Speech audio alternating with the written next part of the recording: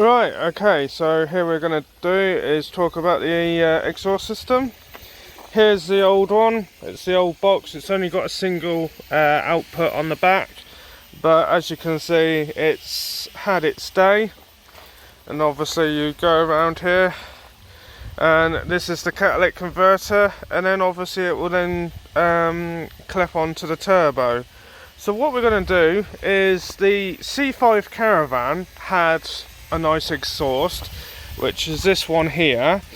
That has a twin port on the back. It's in fairly good condition, and as you see, it's got one of these brackets, well, the joins on the end.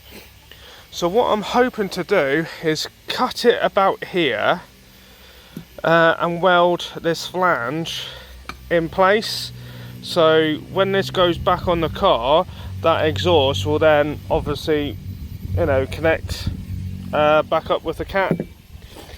I'm not entirely sure how much this exhaust is complete with the cat.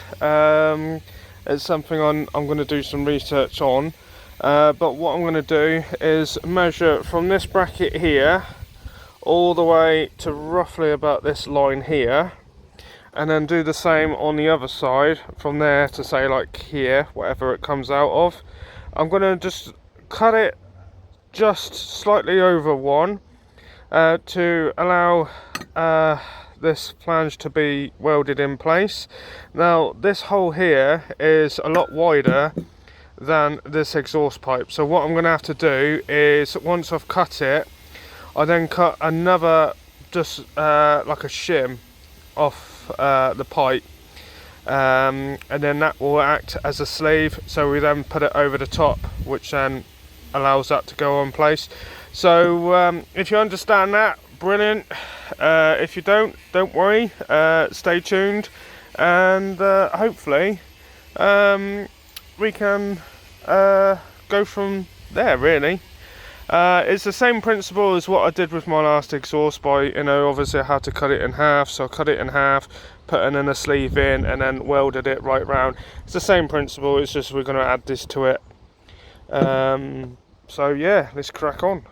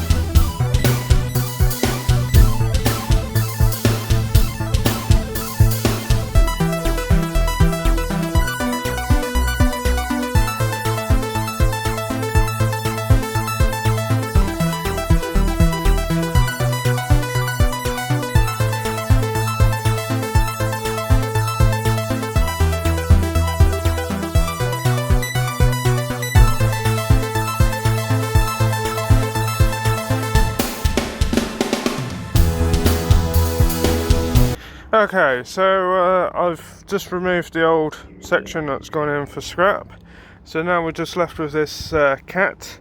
I did cut a collet, as you had seen in the video. I know a lot of people were saying, oh, you should use two hands for the saw. Yeah, that's alright doing that, but obviously you've got to hold the pipe at the same time as cutting it. So anyway, I've cut that sleeve, and my plan is just to cut straight down the middle, stick that over the top of this, and then that will then be the spacer for this. But when I actually come to test it, believe it or not, that is a nice tight fit. So there is no need for this sleeve at all. So all I've got to do is do my calculations again, make sure it's roughly about there. So all this pipe is just majority inside here. So roughly work out the length. Once I've done that, ram this straight across the pipe to where it needs to be, grind it down so it's all nice clean metal, and again with this, grind that right down, again nice clean metal, and then hopefully we should be fairly soon be getting a welder out to then do some welding on it. So right, let's see what we can do.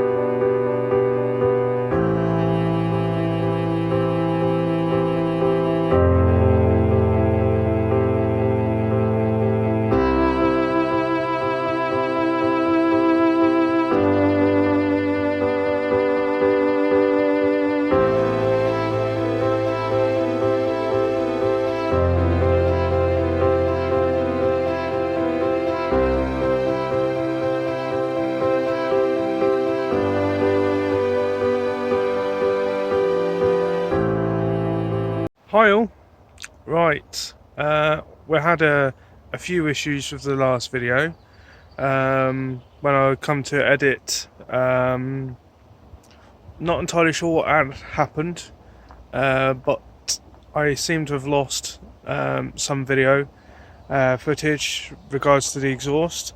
Today is a completely different day. For the last few days I haven't really been well myself, not because of this virus thing. I suffer with other issues as well, so haven't really been out and about lately, but today's more or less for me to bring you up to speed with what we've done so far on this white C5. Right, things have moved since last time. As you can see from the previous video, we were in the process of welding the exhaust, which is all done. I did have a video, I'm still trying to recover from it, is the video regards for me fitting the exhaust, but if you can probably see from my last few videos of the stuff I've done from there. So I'm going to strip the camera around and then we can have a look under the car and see exactly what we've done. So as you can see, there's the catalytic converter, which is all being bolted back in and everything else. There's my bit of welding. Like I said, it's not brilliant, but just bearing in mind that this pipe here is a lot thicker and a lot wider than the other pipe, so yeah, we're not too worried about those markings in there. And as you've got the joint on there, and then this is the exhaust system off the C5 Caravan, so we'll follow it round, and yeah, there's the nice box down at the end there. Yeah, we've done quite a lot to this car. The fuel tank's back on, rear brakes are bled, calipers are back on. What can I say? This thing does need 2 new tyres. The front tyres are quite bad. We noticed when we were lowering the back to bleed the brakes that the front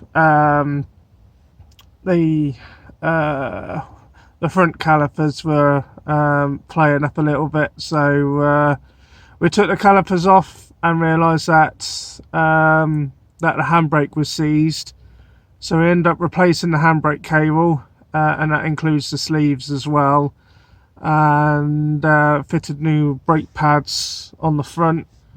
So yeah, we've left this panel off for the minute, only because even though I bled the brakes and the wheels and everything else are all back on, what we want to do is start the engine up, and obviously Richard's going to get into the car and just put his foot on the brake pedal, and the reason why is we want to make sure that these unions aren't leaking at all. So yeah, the same with what we've done with my green C5 is we had again off the C5 Caravan, we had a complete front to rear brake pipes, and his was corroded in the same places where my green C5 burst its pipe. So in order to actually remove the whole entire pipe off, as you can see, it goes above the subframe. So in order to replace that whole entire pipe, the subframe would have to come off. So Richard decided, yeah, we won't be doing that. So the rest of the pipe is absolutely fine, there's nothing wrong with it, it's only just in the back end. So I've cut the pipe, and as you can see I staggered it, obviously because if these two were close together, there's a high chance of them vibrating against each other, and obviously that could lead to a potential crack in the pipe. So by spacing it out like this, that limits, obviously you will get a tiny bit of movement, but not enough to actually cause any issues with the actual pipe itself. But yeah, it's basically just a steel pipe going into another steel pipe. I'm, like I said, I'm a fully qualified mechanic, and I'm very cautious to when it comes to making these ends. I'm really fussy to actually make these ends like a factory. The downside with sticking these ends is there's a potential of these would, unlike just having one continuous pipe, because you got these unions in, there's a potential that it may leak. But because most of the braking is all done on the front, I'm not too worried. The rear brakes don't really do a lot unless you got the car full of stuff. Not entirely sure if you know about like brake compensators and things like that. The Peugeot 206 has a brake compensator on the rear, so that limits the amount of pressure going through these pipes into the rear brakes. And obviously the heavier the car, the more the valve opens. These C5s don't have them at all, and in all fairness, the rear brakes don't really perform very well. Well, you hardly use the rear brakes on these cars. But yeah, what can I say to that? I'm just twitching on about it now. But yeah, so this is the update we got. So as soon as we pressure test the pipes, we can then put the covers back on and things like that. Right, I'm just going to pause the video and we go around to the front so I can show you what we've done. Okay, so as you can see, we've taken the bumper off the car. We've got a replacement belly pan going in. We've got the wheel guards that are going in. Basically, we're taking the bumper off so we can just get easy access to everything. But yeah, hopefully sometime today we will be putting the panels back in, and the belly pan, and hopefully this car will be going in for an MOT hopefully sometime this week, if not next week. I have got to fix this mirror because the glass is missing. Obviously that's an MOT fail, and there's a bit of sharp edges there as well, so that could, that really needs replacing. And apart from that, apart from sorting the back out. This is sort of our sort of little workshop at the moment, is the back of this car. So we will sort all of that out. But these are the plastic panels, so you've got your under tray and then obviously your wheel arch covers and whatnot, so they will go on. So yeah, this is, I'll just quickly get on the floor so you can actually see the back end. As you can see, the twin pipes on that exhaust box, they mainly fit them on the 3 litre V6s and also the 2.2 HDI engines.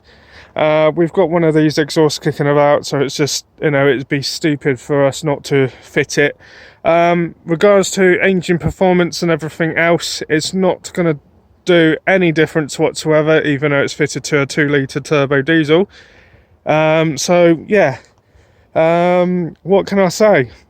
Hopefully I can finish this video. I'm not entirely sure how far we've got so far with it, but like I said, guys, if you need anything or want to know anything about these cars, just give me a little message and I'll definitely do my best to help you out with your situation. I will say one thing, I mainly specialise in the Mark 1s and obviously the facelifts as well. The X7s I don't really get involved with them, because basically it's a Volkswagen Passat underneath. So the X7s is not my cup of tea at all. So only Mark 1s and Mark 1 facelifts. If you guys got any issues with them, let us know and I'll do my best to help. Right, this is where I'm going to end the video. So yeah, take it easy.